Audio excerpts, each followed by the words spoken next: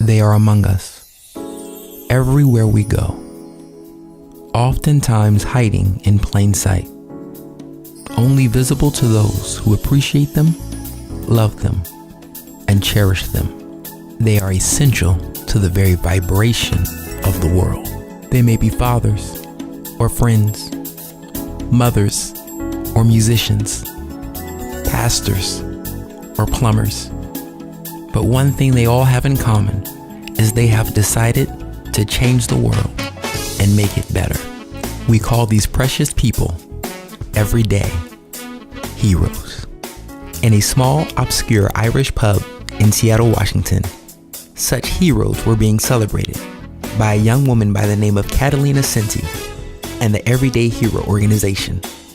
Among these heroes was Dr. Edward Donalson III, author, thought coach, and pastor.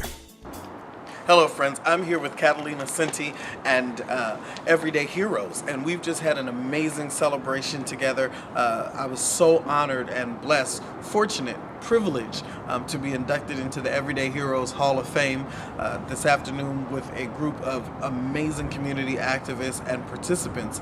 Catalina, tell us a little bit about your organization and how it came about and what was going on today.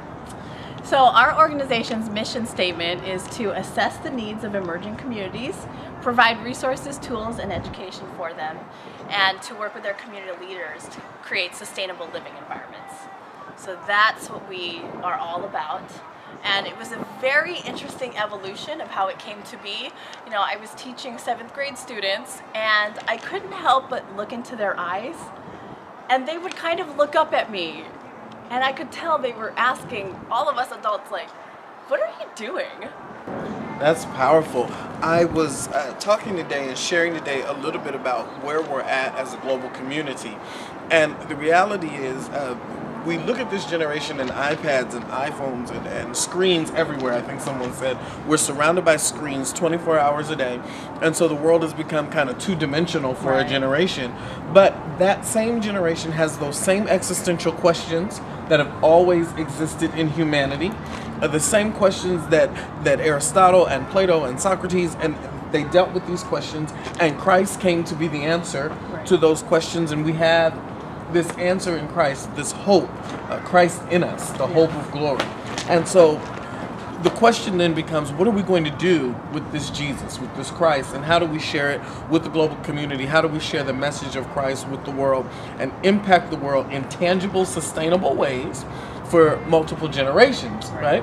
And so that's what today was really about, is celebrating people within the community and creating a larger community of people and a network of people who get it. Who really hear, as you said, what the young people are asking, but not just what young people are asking, but what people of every generation that are living simultaneously on the planet, what is the global community asking for? And they're asking for this true message of Christ in the world, Christ in you, through you, as you operating in the world. And so I was really excited to be a part of that and a part of what you're doing. Tell us a little bit about your work in Haiti. I'm really, really interested in what you're doing in Haiti. Well, what started happening to me was, even though I could see that we were answering to the children, then there's our middle generation, right? And we're ready to go. We're like, yes! Now our parents are seeing the results of the time that they spent taking us to church, taking us to our church communities, spending time together and building these relationships with one another, as well as a combination of the foundation they gave us in education.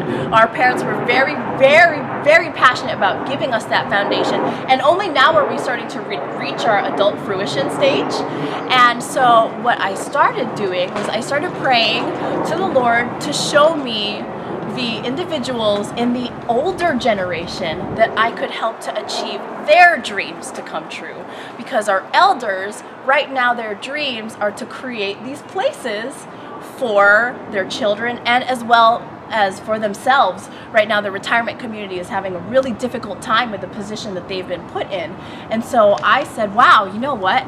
Why don't we help to make their dreams come true, make sure they are taken care of? Let's take down these walls of institution that we've created between our generations, take them down, have them start talking, have them start worshiping again together, have them start sharing these stories that they have inside of them that we need to hear before they pass on to their next mission.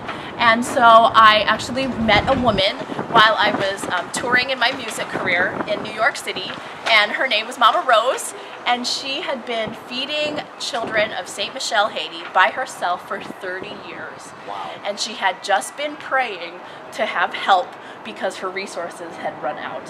Wow. And so I came bringing this team of everyday heroes. I went with her to Haiti. Immediately after, I came back to New York City and started the nonprofit status stuff. And now I realized, okay, it can't be just me.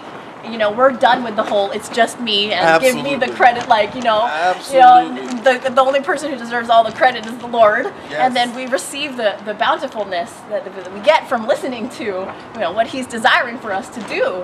And so that's what happened. I went over there, and then we started doing these events because I felt very passionate about recognizing people such as yourself who are doing amazing things in the community and creating groups of people who could now look at each other and say, great, you know what, we're not alone. 2013, 2012 is about the Lord's army gathering. We all kind of went through a really difficult time on our own for a few years. Sure. And I feel like that was the polishing process that the Lord was putting us through, because we need to learn how to be strong in our faith and to continue marching on that path. And sometimes that's a personal, individual journey. And then once you find the others, which I feel this year we're finding each other. Yes. And now we're like, yes, let's do this thing. What do you do? This is what I do. And we're finding that we're all different pieces of this whole puzzle. We don't have to do the whole thing like people thought before. We are each part in the different spoke of the wheel. So the more we get together, the less we have to do. And what we have to do is our specialty, which is much easier than trying to, learn how to do everything and then not be able to do it all, because it's just not possible. God meant for us to be a family, and so He did, and I think you hit the nail on the head. The era of superstar is over. It's about working together collectively, partnerships, networks, communities.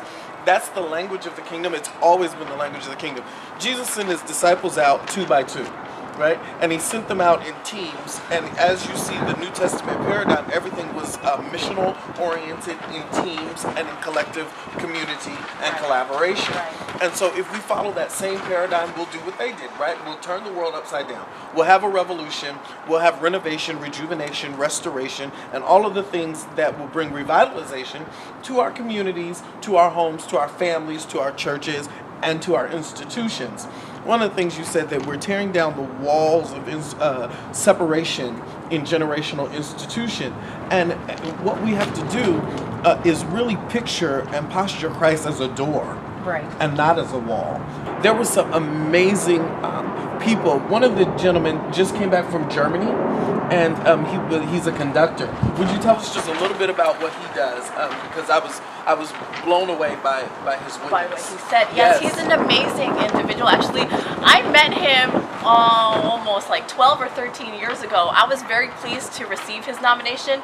He was actually my first choral director. I sang opera with the University of Washington, and I was playing the flute at first and switched over, and he was part of what transitioned me into my, developing my voice. And he not only directs the University of Washington. He's a choral director at the University of Washington, but he also works with the Tacoma Youth Symphony. And I was really blessed because he invited us to his church. We went to Mountain View Lutheran Church, and we saw what he's doing with the young people. They're creating like a kind of reshaping the way that Christian ministry and education is for young people. They're creating milestones for them and milestone celebrations for their youth as they continue to move on their path. And so he feels very passionate about reaching to the youth in different kinds of ways that are a little bit less non-traditional than before, really helping the kids to take what their passions are, what they love to do, what they're interested in doing, and having the church be a way for them to get art supplies or get mentoring, some things that people are not used to the church being able to do. And it just kind of shows the reflection of not only are the kids asking for change, but the adults as well are responding to that. So it's turning into a different kind of appreciation for Jesus. tell us a little bit about how people can nominate someone for the Everyday Hero. It's a beautiful, beautiful summer day, well, spring day here in Washington, but this wind is not cooperating with our spring weather, so we're freezing a little bit out here. But tell us a little bit about how people can nominate someone for the Everyday Hero. Well, actually, you can go to our website. It's www.everydayheroproject.org. And you can send us a contact email in there, as well as you can also send us an email to everydayheroproject@live.com. Say that you want to nominate somebody from your local community, and our company will respond to you. We'll send you the official nomination form, and then we will contact the heroes ourselves. And it's a really beautiful thing. Across the board, we've decided not to reveal who nominated who. And the reason that we did that is many of our people who nominate others are really shy about the fact that they nominated somebody, but also because we want you to know that everyone's watching. Everybody is watching you, and you affect so many people in different ways that a smile or a word which you thought was meaningless to you compared to this huge event that you threw or something, that was what got you nominated. That's so powerful.